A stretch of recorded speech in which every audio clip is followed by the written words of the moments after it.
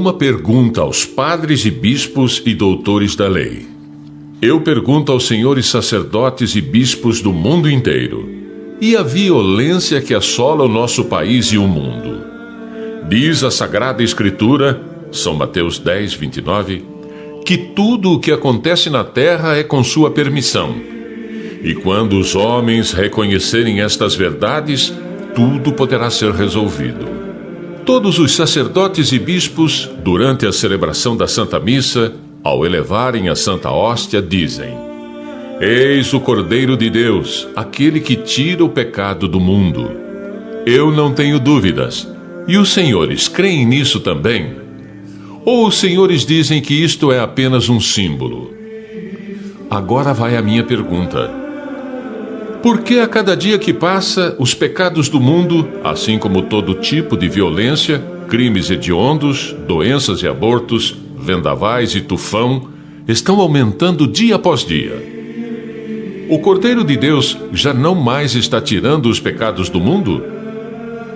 Não será porque o próprio homem e os padres estão fazendo tudo errado, desde o dia em que modernizaram e mudaram o ritual da Santa Missa após o Concílio Vaticano II?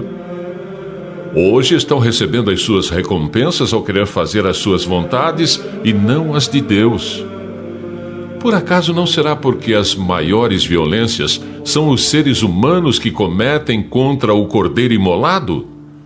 Ele está permitindo que todas essas tragédias atinjam o homem, a fim de que possam reparar os erros aqui na terra? E aqui seguem as maiores violências que o homem comete contra o Cordeiro imolado. Filipenses 2, 9 e 10. Se ao nome de Jesus se prostam de joelho, quanto mais na Santa Hóstia consagrada, como Cordeiro imolado. E como vai ser para esses que deveriam dirigir o povo para dar o respeito ao Cordeiro imolado e não o fazem? Diante das espécies consagradas, o homem já perdeu completamente o respeito. Qualquer um pode chegar com suas vestes indecentes, por mais imundas que sejam, sendo que nenhuma autoridade na terra permitiria que chegasse perto deles. Entretanto, perto do Cordeiro, essas pessoas podem, na hora da distribuição da Santa Hóstia. Comunhão na mão é sacrílega, pois caem as partículas ao solo dogmaticamente, que é o próprio Jesus Cristo. Se nós pisamos sobre estas partículas, estamos pisando sobre Jesus Cristo, seu corpo e sangue, quem está no chão.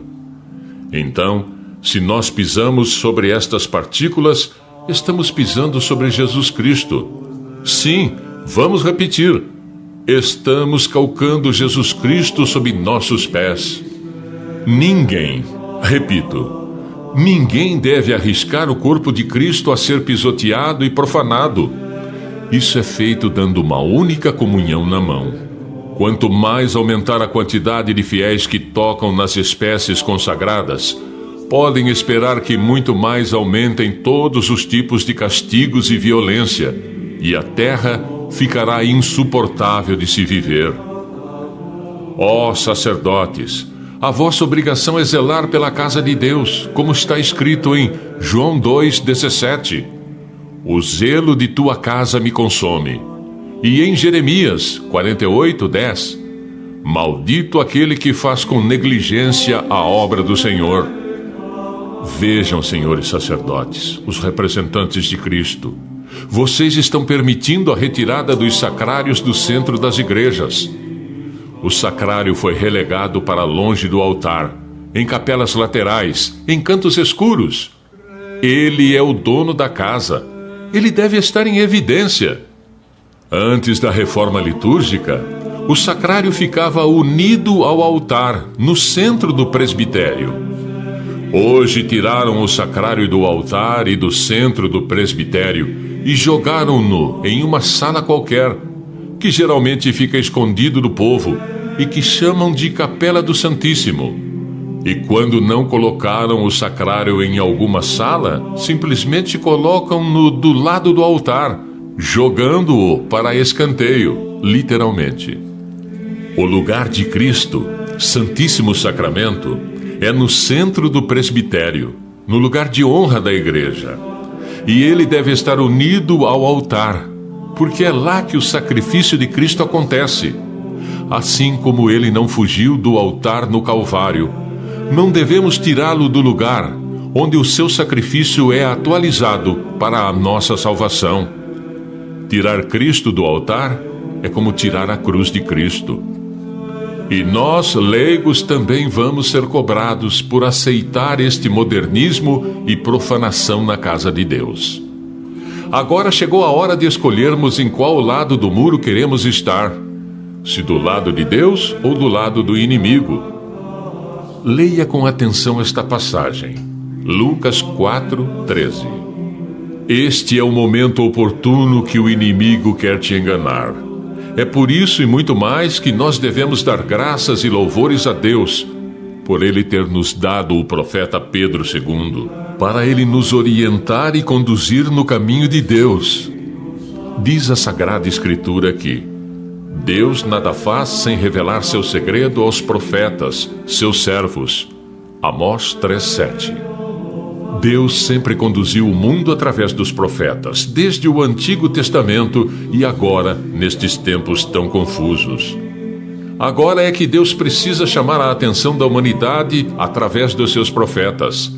A hora é esta, é o momento oportuno, pois estamos vivendo tempos muito confusos. A crise e a perda da fé, não se sabe mais o que é esquerdo ou direito. Diz a Sagrada Escritura: tu, porém, permanece firme naquilo que aprendeste e creste. Sabes de quem aprendeste. 2 Timóteo 3,14.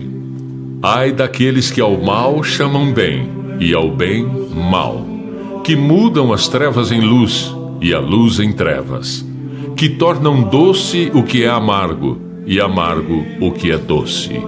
Isaías 5:20. Vamos pedir a nossa Mãe, Maria Santíssima, ela que é Rainha do Espírito Santo, para nos conduzir a todos aqueles que ainda têm dúvida desta tão grande obra divina, a Palavra Viva de Deus.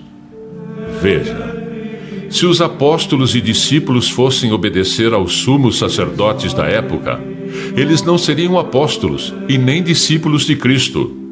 Assim está acontecendo nos dias de hoje.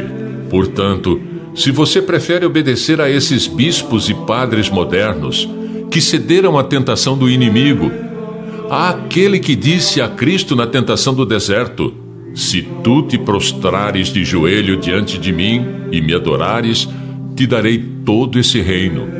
Lucas 4:7.